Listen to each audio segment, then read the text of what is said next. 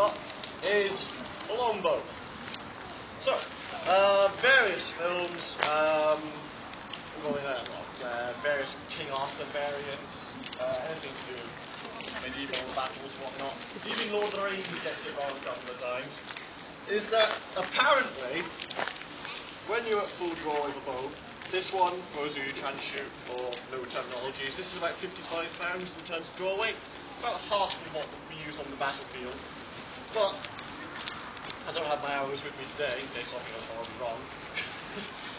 But I can stand full draw for hours and hours and hours. Oh, but not in range yet. Don't worry, we're fine. Alright. My arm's fine.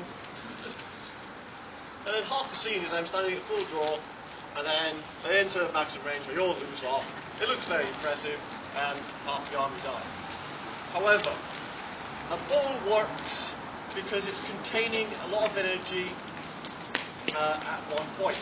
The longer you stay at full draw, the more energy is just disappearing through the ends of the bow and through my arm. Okay, the longer I stay like this, I'm starting to quiver now, the energy is disappearing, and the shot will be less powerful. So when you are shooting, particularly a longbow, you really don't want to stay at full draw for any particular length of time. The real mastery of it is you're actually aiming the arc of your bow as you're drawing it. So if I'm shooting someone way over there, I'm like, okay, that's the distance I need to aim from that angle there. So by the time I reach full draw, which is about here, I've gotten that line and I just do straight away. So the arrow has the maximum amount of oomph behind it. People also do this, which is also terrible, because the longer a bow's kept at full draw, drawn like this without anything happening with it, it just loses power. And ultimately the bow becomes more and more useless. And eventually you have to just get a new string or even a new bow. There's also a risk, I have seen this happen, of someone with their bow like this. There was a charge declared, and as the guy drew his dagger, he cut his bowstring, which resulted in the bow wrapping around his head several times. He went down like a sack of spuds. But that is just one element of Hollywood getting things slightly wrong. So every time you see a thing posed like that, you probably see it and actually realise it's all this concept. But moving on to the slightly more interesting things, of the sword. One of the things you'll see in Hollywood is the hero with a single-handed weapon. When he's up against an overbearing opponent, he tends to put two hands on a single-handed weapon. The issue with this is as soon as I do this, I shorten my range and I shorten my ability to actually strike.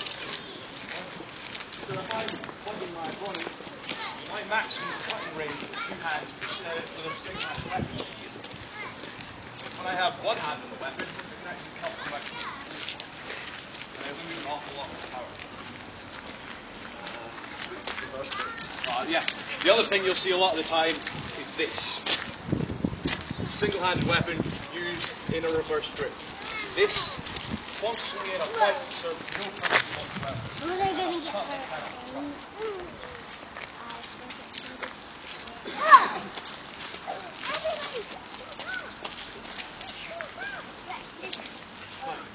A lot of the time, you'll see like a big climactic fight. There'll be big moves.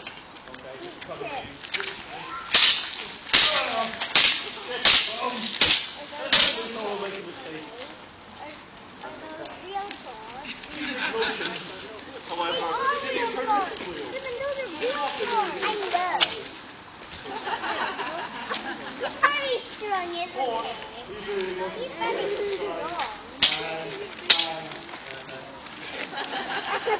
The other thing as well is blades only cut on the push of the elbow. So these big, huge swings, a lot of the time when they make contact with a person, they just go flat and nothing happens. I need to draw with my cut. So I cast the tip a bit like a fishing line.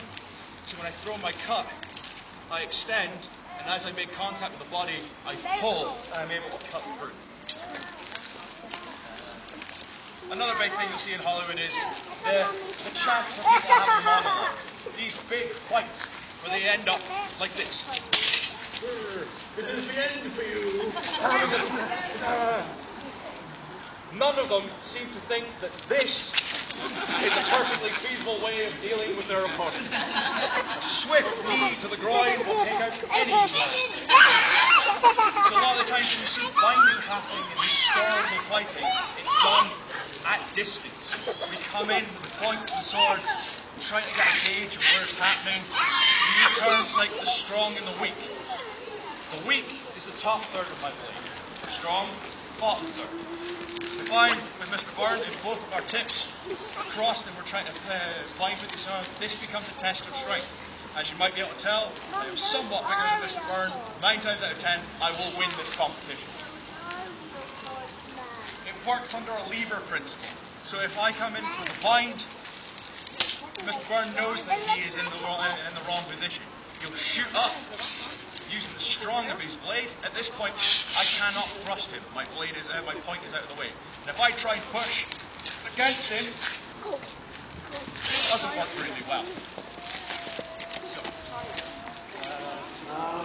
Something you also see in various combats throughout the film industry is that as they involve in longsword such as this, they'll only ever use one of the edges.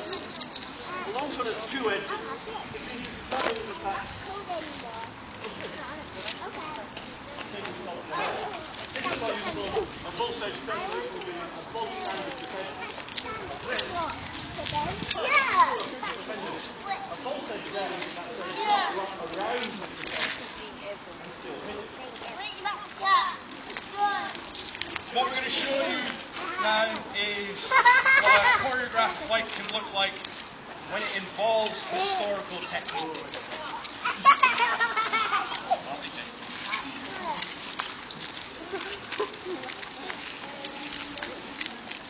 Everybody go back.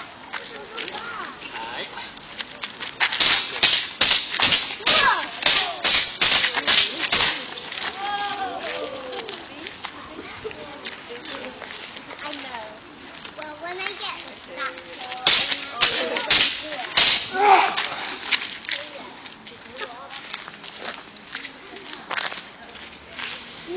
here's the biggest.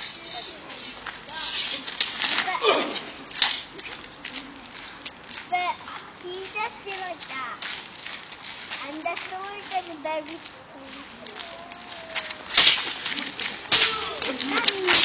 Oh yeah, high five!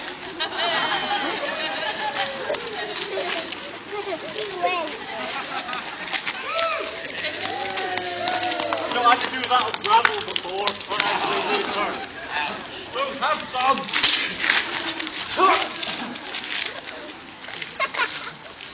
That's too funny. Yeah. That's really funny. The other important thing to remember is blade isn't the only part of a weapon, the sword that's a weapon. Thank you very much. So,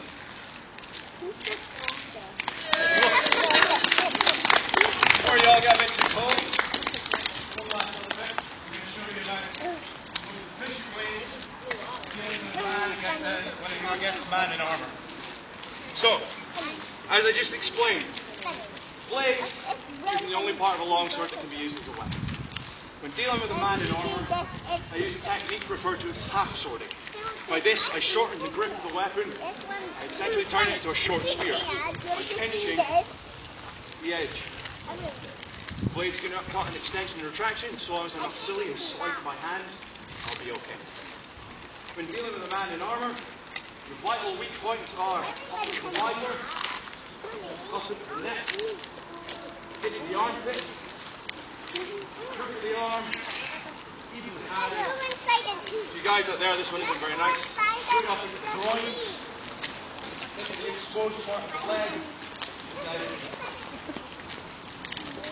And Sander, during his half-sword, comes to thrust it in the face, I can parry, flat, use the pommel, strike him in the helmet, sends concussive force, just messes in the brain, so I'm able to deal with my opponent afterwards. If he comes on the other side, I can parry, come into the thrust. He's working on the low line as well. He comes to thrusting towards my body.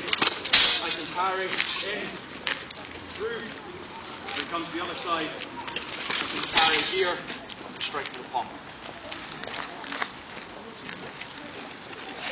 So, we again take his helmet off because this next bit of demonstration is going to show how non-armored opponents can deal with You film it, I'll do the third to the ground. cross guard. And just hold it down. Exposed parts of the armour, into the arm, back to the leg, even up like the neck. More importantly, I can use the giant pickaxe, swing down onto his head. Now, if we're fighting away, moving around, Dandy decides to come up and cut the top, I can come in here, and I can essentially come round the side of it,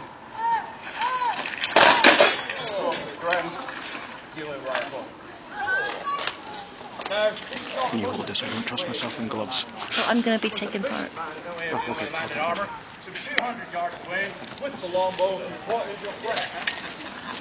While one arrow may not be able to punch through it, 40 of them will find a way. Though, if this is not the case, one of the other things you can do is, I'm a lot faster than him. I can move around. Okay? Now, this isn't to say he isn't very mobile. In fact, he is very mobile. Go on.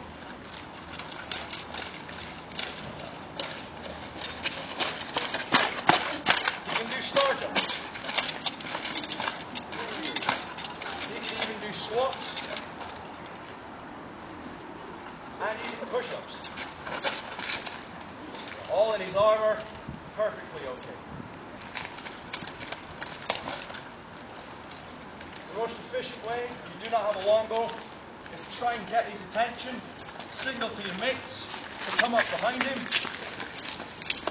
grab onto him, throw him to the ground.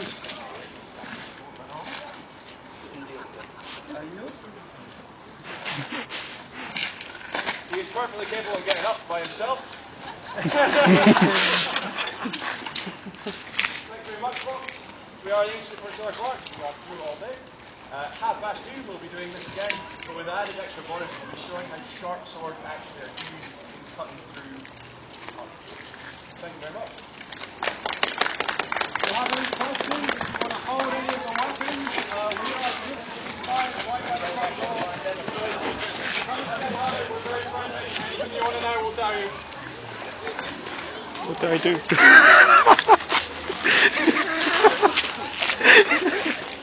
Can someone take this off me? I don't want to drop it.